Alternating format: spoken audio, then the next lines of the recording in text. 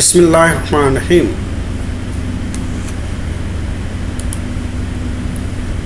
حدیث شریف مسلمانوں کے لیے قرآن کے بعد دوسرا درجہ رکھتا ہے، جو قرآن شریف کی مقدس تشریف اور اس کی تشریح، جس نے اسے اپنا لیا اور اپنی زندگی میں نافذ کیا، اللہ تعالیٰ اسے دونوں جہاں کی سعادت عطا فرماتا ہے۔ لہذا ہر آدمی جو باشعور اور باہوش اور عقل مند اپنے اولاد کو حدیث سے سنوارے، اس کی تعلیم سے اپنے گھر کو، اپنے اخلاق کو مزین کرے۔ اللہ تعالیٰ کی ذات سے مکمل امید ہے کہ مسلمان گھر گھر میں حدیث کی تعلیم کو عام کریں گے، ہر زبان میں، جس زبان میں ممکن ہو اسے پڑھیں، سمجھیں، اپنی زندگی میں نافذ کریں۔ پھر زندگی میں نافذ کرنے کے بعد دنیا کی کوئی طاقت آپ کو نقصان نہیں پہنچا سکتا ہے، بلکہ اس میں تمام مسائل کا حل ہے، اور تمام مسائل، دنیا کے مسائل کچھ باقی ہی نہیں رہ جاتے جب حدیث دلوں میں اتر جائے۔ اللہ تعالیٰ سے دعا ہے کہ اللہ تعالیٰ ہمیں اپنی زندگی میں اسے نافذ کرنے کی توفیق عطا فرمائے، آمین۔ بسم اللہ الرحمن الرحیم۔ عن ابی ہریرہ رضی اللہ عنہ ان رسول اللہ صلی اللہ علیہ وسلم قال ليس الشديد بالسرعة انما الشديد الذي يملك نفسه عند الغضب، متفق عليه۔ السرعة بضم الصاد وفتح الراء، واصله عند العرب من يسرع الناس كثيرا۔ عن سليمان بن سرد رضي الله عنه قال كنت جالسا مع النبي صلى الله عليه وسلم ورجلان يستبان، واحدهما قد احمر وجهه وانتفخت أوداجه، فقال رسول الله صلى الله عليه وسلم إني لعالم كلمة لو قالها لذهب عنه ما يجد، لو قال أعوذ بالله من الشيطان الرجيم ذهب عنه ما يجد، فقالوا له إن النبي صلى الله عليه وسلم قال تعوذ بالله من الشيطان الرجيم، متفق عليه۔ عن معاذ بن أنس رضي الله عنه أن النبي صلى الله عليه وسلم قال من كظم غيظا وهو قادر على أن ينفضه ضاعه الله سبحانه وتعالى على رؤوس الخلائق يوم القيامة حتى يخيره من الحور العين ما شاء، رواه أبو داود والترمذي وقال حديث حسن۔ وعن أبي هريرة رضي الله عنه أن رجلا قال للنبي صلى الله عليه وسلم أوصيني، قال لا تغضب، فردد مرارا قال لا تغضب، رواه البخاري۔ وعن ابي هريره رضي الله عنه قال قال رسول الله صلى الله عليه وسلم ما يزال البلاء بالمؤمن والمؤمنة في نفسه وولده وماله حتى يلقى الله تعالى وما عليه خطيئة۔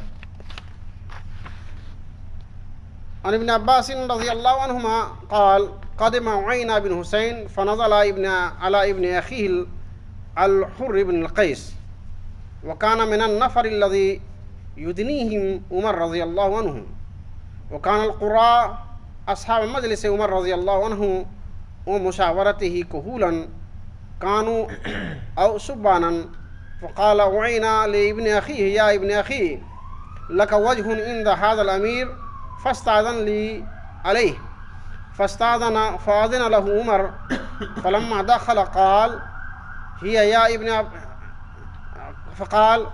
هي يا ابن خطاب فوالله ما تؤتنا الجزل ولا تحكم فينا بالعدل فغضب عمر رضي الله عنه حتى هم أن يوقي به فقال له الحر يا أمير المؤمنين إن الله تعالى قال لنبيه صلى الله عليه وسلم خذ العفو وأمر بالعرف وأعرض عن الجاهلين سورة أعراف إن هذا من الجاهلين والله ما جاوزها عمر حين تلاها وكان وقافا عند كتاب الله تعالى رواه البخاري انتهى درس اليوم ترجمہ و تشریح. پہلے حدیث کا ترجمہ ہے، بہت سیدھا سادہ عام طور پہ لوگ بولتے ہیں، اس کو سمجھتے ہیں، استعمال بھی کرتے ہیں، ایک اصطلاح کے طور پر بھی استعمال ہوتا ہے، بہت معروف حدیث ہے. اگر اسی اصطلاح کو حدیث سمجھ کے بولیے تو ثواب ہوگا، یوں تو لوگ اپنی زبان میں بولتے رہتے ہیں. حضرت ابو ہریرہ رضی اللہ تعالیٰ عنہ ارشاد فرماتے ہیں کہ نبی کریم صلی اللہ علیہ وسلم نے فرمایا ہے طاقتور وہ نہیں ہے جو پچھاڑ دے، اصل طاقتور وہ ہے جو غصے کے وقت اپنے نفس پر قابو رکھے. یہ عام طور سے لوگ بولتے ہیں، لیکن یہ ایک حدیث ہے جو رسول اللہ صلی اللہ علیہ وسلم نے روایت ہے، امام ابو ہریرہ رضی اللہ تعالیٰ عنہ نے اس کو روایت کی ہے. تو یہ بخاری یا مسلم میں لکھا ہوا ہے. تو یہ نہیں فرمایا اس میں کہ پہلوان وہ نہیں ہے جو کسی دوسرے شخص کو اپنی طاقت سے پچھاڑ دے، گرا دے اور اس سے جیت لے. پہلوان وہ ہے جو اپنے نفس کو غصے کے وقت تھام لے اور کنٹرول کر لے، وہ اصل پہلوان، وہ اصل طاقتور ہے. تو اس سے پتہ چلا کہ جو شخص غصے میں آ کر ولولا اٹھے وہ طاقتور نہیں ہے، وہ کمزور انسان ہے. اس کا دوسرا پہلو یہ ہوا کہ جو غصے کو برداشت نہ کر سکے وہ طاقتور انسان نہیں ہے، وہ کمزور انسان ہے. جو جتنا بڑا طاقتور ہوگا وہ اتنا ہی برداشت کرے گا، اور جتنا کمزور ہوگا وہ اتنا ہی جلدی یعنی بلک پڑے گا، ٹوٹ پڑے گا، غصے میں آ جائے گا. تو وہ یہ حدیث ہمارے درمیان ہم لوگ بولتے ہیں اس حدیث کو، لیکن معلوم نہیں کہ یہ حدیث ہے. صحیح؟ تو اس کو حدیث سمجھیے. آگے چلتا ہوں دوسری حدیث کی طرف. سلیمان بن سرد رضی اللہ عنہ فرماتے ہیں کہ ہم نبی کریم صلی اللہ علیہ وسلم کے پاس بیٹھے ہوئے تھے کہ دو شخص آپس میں گالے گلوچ کر رہے تھے. ان میں سے ایک کے چہرے گرم ہو گئے، سرخ ہو گئے، اور اس کے رگیں پھول گئیں، یعنی گلے کے رگ پھول گئے غصے سے. جب رسول اللہ صلی اللہ علیہ وسلم نے دو جھگڑا کرنے والوں میں سے ایک کی حالت یہ دیکھی تو رسول اللہ صلی اللہ علیہ وسلم نے فرمایا کہ میرے پاس ایک ایسا کلمہ ہے، ایک ایسا لفظ ہے، اگر وہ بول دے تو اس کے پاس جتنے غصے ہیں سب ختم ہو جائیں گے. اور یہ ہے کہ رسول اللہ صلی اللہ علیہ وسلم نے فرمایا اعوذ باللہ من الشیطان الرجیم. یہ کہتے ہی سارا چیز اس کا جو ہے سارا غصہ زائل ہو جائے گا. تو ان لوگوں نے یہ فرمایا کہ رسول اللہ صلی اللہ علیہ وسلم نے یہ فرمایا ہے کہ ایسے حالت میں تم تعوذ یعنی اعوذ باللہ من الشیطان الرجیم پڑھا کرو. یہ بخاری مسلم میں لکھا ہوا ہے. تو یہ بھی اعوذ باللہ کے فائدے معلوم ہوئے کہ جو غصے کے وقت میں اعوذ باللہ پڑھنے سے شیطان بھاگ جاتا ہے، اب غصہ کم ہو جاتا ہے، اور آدمی جھگڑنے سے بچ جاتا ہے، لڑائی سے بڑھنا. مطلب ابھی تھوڑی سی باتی میں ہوئی ہے، اور اگر ہاتھا پائی ہو جائے تو بات بڑھ جائے گی. دونوں طرف کے اگر گروپ آ جائے تو اور کسی کو اور زیادہ تکلیف ہو جائے گی، کورٹ کچہری ہوگی. تو اس سے بہتر کیوں نہیں کہ ہم وہ غصہ کے وقت ہی ذرا سا اپنے آپ کو ذرا نرم کر لیں تو آگے کے مرحلات نہیں آئے گئے. اب ظاہر سی بات ہے غصے میں تو کمزور آدمی بھی لڑ پڑتا ہے اور دولت میں طاقتور بھی لڑ پڑتا ہے، لیکن بعد میں جو نتائج ہوتے ہیں وہ سب کے لیے، دونوں کے لیے نقصان دہ ہوتا ہے. اور یہی وجہ ہے کہ مسلم سماج میں یا مسلم ملک ہو یا مسلم سوسائٹی ہو، دونوں میں دیکھیے نا زیادہ کیس مسلمانوں کا ہوتا ہے. آپ کسی ملک میں جائیے، یہاں بھی جو علماء بتاتے ہیں، ہم خطیب کی جو بیان سنتے ہیں باہر، وہ کہتے ہیں آؤ کورٹ میں کتنا کیس ہے مسلمانوں کے آپس میں یہاں. تو اس طرح سے سمجھ میں آتا ہے کہ مسلمان یعنی تعلیمات نبوی سے دور ہونے کی وجہ سے بہت کچھ نقصان اٹھا رہے ہیں، لیکن اس کا اندازہ اسے نہیں ہوتا ہے. کوئی فخر کے نام پر، اپنے قبیلے کی حمیت کے نام پر، اور کسی کی دشمنی کے نام پر یہ لڑ رہے ہیں اور اپنے پیسے ضائع کر رہے ہیں. تو وہاں بھی صبر کرنے کی تلقین دی گئی ہے. تیسری حدیث کی طرف چلتا ہوں. حضرت معاذ بن انس رضی اللہ تعالیٰ عنہ کی روایت ہے کہ رسول اللہ صلی اللہ علیہ وسلم نے فرمایا کہ جس نے غصے کو پی لیا اور اس وقت وہ قدرت بھی رکھتا تھا کہ وہ غصہ کو نافذ بھی کر لے، یعنی اتنی طاقت تھی اس کے پاس کہ غصے میں اس کا بدلہ بھی لے سکتا ہے، اس کا انتقام بھی لے سکتا ہے جس نے غصہ دلایا ہے اس کے، اور پھر بھی وہ اپنے نفس کو، اپنے غصے کو پی لیا. تو اللہ سبحانہ و تعالیٰ قیامت کے دن تمام مخلوق کے سامنے بلائے گا اس کو، اور پورے آدم علیہ السلام سے لے کر قیامت تک کے جتنے افراد دنیا میں آئے سب گزر چکے اور سب وہاں موجود ہوں گے، قیامت میں سب ہوں گے موجود. سب کے سامنے اس شخص کو پکارے گا جس نے غصہ پی لیا تھا، یعنی کنٹرول کر لیا اپنے آپ کو. اس کو پکارے گا، کیا مطلب؟ اس کو انعام و اکرام اور اس کو اونچا درجہ دینے کے لیے بلائے گا اللہ تعالیٰ. کہے گا دیکھو یہ سارے ہوئے ہیں، ان میں سے جس کو چاہو تم پسند کر لو. یہ روایت ہے بخاری میں، یہ روایت ہے ابو داؤد میں اور ترمذی میں. امام ترمذی نے فرمایا کہ حدیث حسن ہے. آگے چلتا ہوں.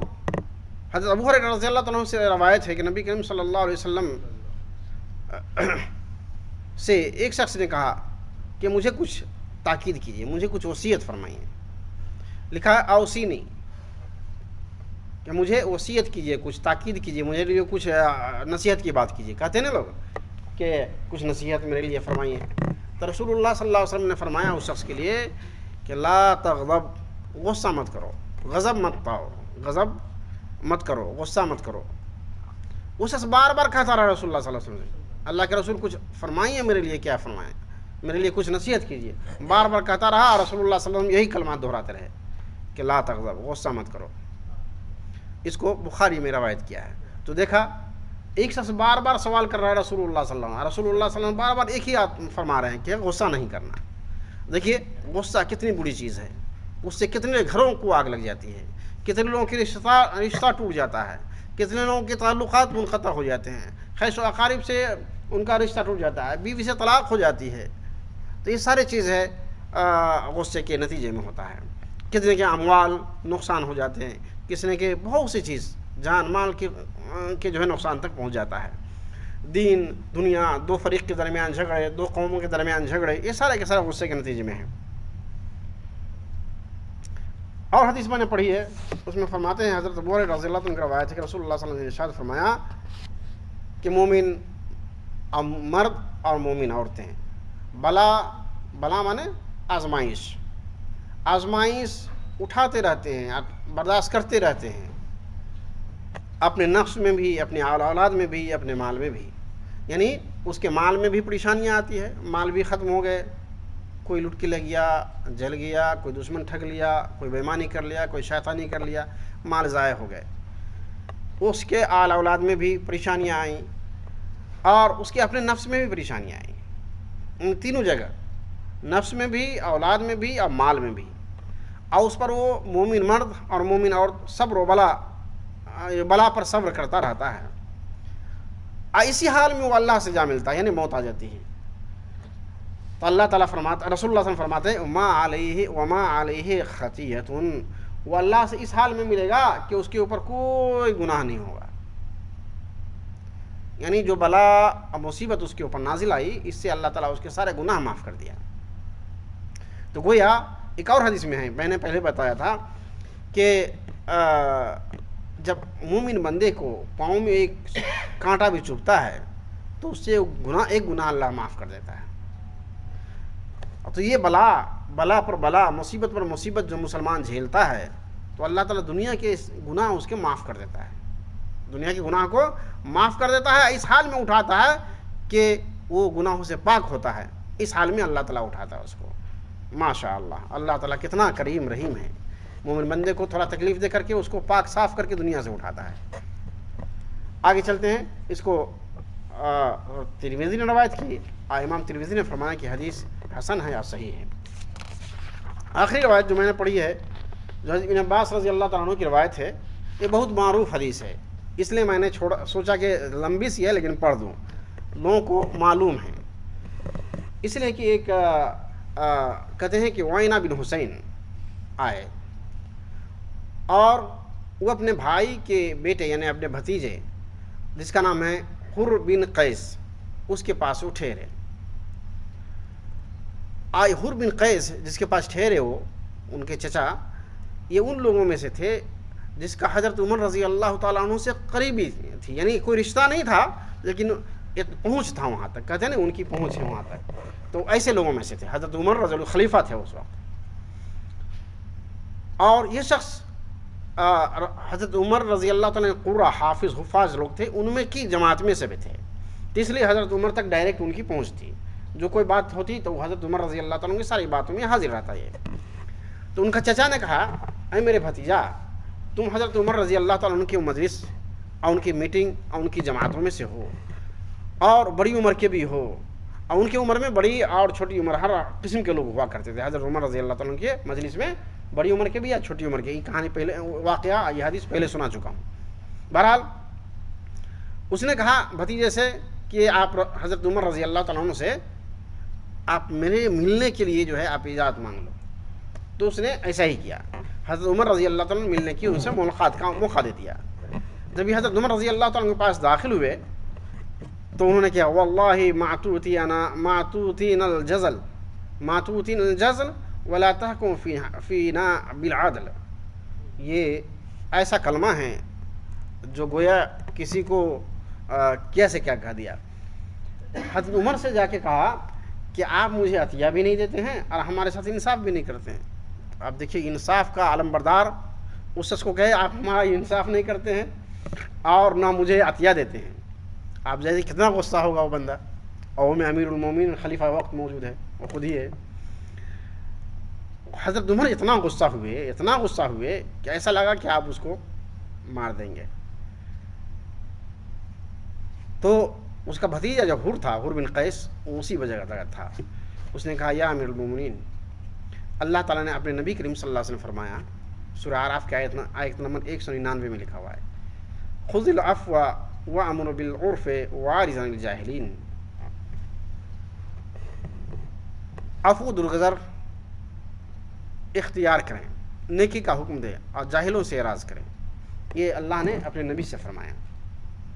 اتنا سننا تھا, حضرت عمر رضی اللہ تعالیٰ عنہ رک گئے, چونکہ جہاں اللہ اس کے رسول کی بات کی طرف وقاف تھے, اس کے لیے جہاں سنتے اسی کے لیے راضی ہو جاتے, اللہ اس کے رسول کی بات سن کر راضی ہو جاتے.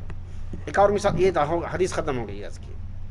ایک مثال آپ کو دوں کہ حضرت رسول اللہ مقبول صلی اللہ علیہ وسلم انتقال کر گئے. مدینے میں جب خبر پہنچی تو حضرت عمر رضی اللہ تعالیٰ تک خبر پہنچی. حضرت عمر رضی اللہ تعالیٰ عنہ ماننے کے لیے تیار نہیں کہ رسول اللہ صلی اللہ علیہ وسلم انتقال ہو سکتے ہیں, وہ ماننے کے لیے تیار نہیں. انہوں نے کہا اگر کوئی بولے گا تو میں اس کی گردن اتار دوں گا. وہ تلوار لے کے نکلے. اور جب حضرت ابو بکر صدیق رضی اللہ تعالیٰ عنہ کے پاس پہنچے تو وہ بھی اسی تیش میں پہنچے کہ رسول اللہ صلی اللہ علیہ وسلم انتقال ہو سکتے ہیں, رسول اللہ صلی اللہ علیہ وسلم انتقال, وہ ماننے کے لیے تیار نہیں. تو قرآن شریف کے وہ آیت جس میں رسول اللہ صلی اللہ علیہ وسلم کی جو ہے مرنے کی خبر کے بارے میں بتایا ہے, سورہ آل عمران میں ہے افإن ماتوا قتل انقلبتم على أعقابكم. یہ آیت جو حضرت ابو بکر صدیق رضی اللہ عنہ پڑھے تو حضرت عمر ہکا بکا رہ گئے. ایسا لگا پورے جماعت کو, پورے صحابہ کو کہ آیت ابھی نازل ہوئی ہے. یہ آیت سب کو یاد تھی, مگر موقع کی نزاکت دیکھیے. حضرت ابو بکر صدیق رضی اللہ تعالیٰ عنہ اس آیت کو پڑھے تو صحابہ کو ایسا لگا کہ آیت ابھی نازل ہوئی ہے. یعنی ایسا موقع شناس تھے, ایسے لوگ تھے. اور حضرت عمر رضی اللہ تعالیٰ عنہ کی کیفیت بدل گئی. جب قرآن کہتا ہے کہ رسول اللہ صلی اللہ علیہ وسلم مر گئے, رسول اللہ صلی اللہ علیہ وسلم گزر گئے, تو ہم نہ ماننے والے کون ہوتے ہیں. تو دیکھا ایک بگڑی ہوئی حالت کو حضرت ابو بکر صدیق رضی اللہ تعالیٰ عنہ نے ایک آیت پڑھتے ہی وہ رک گئے. جیسے کہ یہاں پر ایک آیت انہوں نے پڑھی, حر بن قیس نے قرآن شریف کی, اور وہاں پر اپنے غصے کو تھام لیا حضرت عمر رضی اللہ تعالیٰ عنہ نے. دو مثال آپ کو میں نے اپنی طرف سے دیا. چلیے اللہ تعالیٰ ہم سارے لوگوں کو رسول اللہ صلی اللہ علیہ وسلم کے ہدایت پر اور ان کے بتائے ہوئے طریقے پر چلنے کی توفیق عطا فرمائیں. سبحان ربک رب العزت عما یصفون وسلام علی المرسلین والحمد للہ رب العالمین.